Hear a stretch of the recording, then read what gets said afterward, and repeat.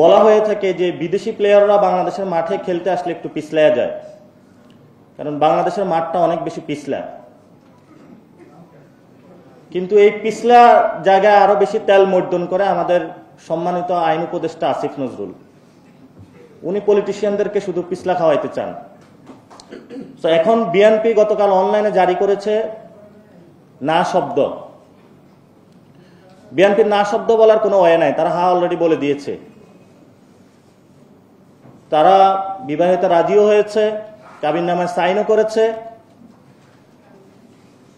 এখন তাদের না বলার কোনো অপশন নাই, তাদের এটা আগে ভেবে চিন্তা করা উচিত ছিল। কিন্তু এই সময়ে আমাদের যে দাবিটা,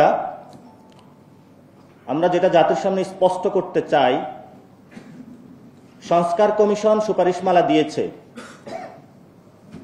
ডক্টর ইউনূসের কোর্টে এখন বল।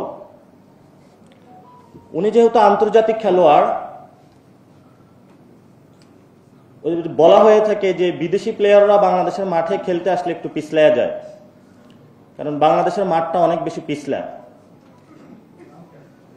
কিন্তু এই পিছলা জায়গায় আরো বেশি তেল মর্দন করে আমাদের সম্মানিত আইন উপদেষ্টা আসিফ নজরুল। উনি পলিটিশিয়ানদেরকে শুধু পিছলা খাওয়াইতে চান।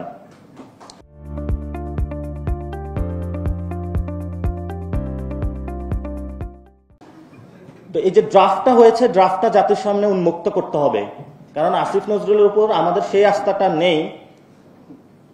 এই ড্রাফট সুপারিশমালা যখন উনি করবেন, উন্মোচিত না করে উনি সেখানে একটা অসৎ উদ্দেশ্যের আশ্রয় নিতে পারেন।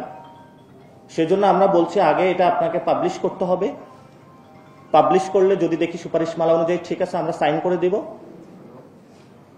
এবং যেহেতু এই কনসেনসাস কমিশনের যে রিপোর্টটা এসেছে, যেহেতু আমরা একটা রিফর্ম অ্যাসেম্বলির দিকে যাচ্ছি, যেহেতু এটার ভিত্তিমূল গণ অভ্যুত্থান, ডক্টর ইউনূসকে অবশ্যই জনসম্মুখে উপস্থিত হতে হবে। আর সেই জনসম্মুখে উপস্থিত হওয়ার স্থান হলো শহীদ মিনার। শহীদ মিনারে উনি যাবেন। উনি তো একটু আস্তে আস্তে এমনি হাঁটেন, সুন্দরভাবে যাবেন, পুরো বাংলাদেশকে ডাকবেন, আমরাও যাব, সবাই এখানে উপস্থিত হবেন। আপনি সেখানে বসবেন, আদেশ জারি করবেন, আদেশে সাইন করবেন। তবে আমাদের আহ্বান থাকবো, রাজনৈতিক দলগুলোকে একটু নিচে রাখবেন, শহীদ এবং আহত ফ্যামিলিদেরকে একটু উপরে রাখবেন এবার।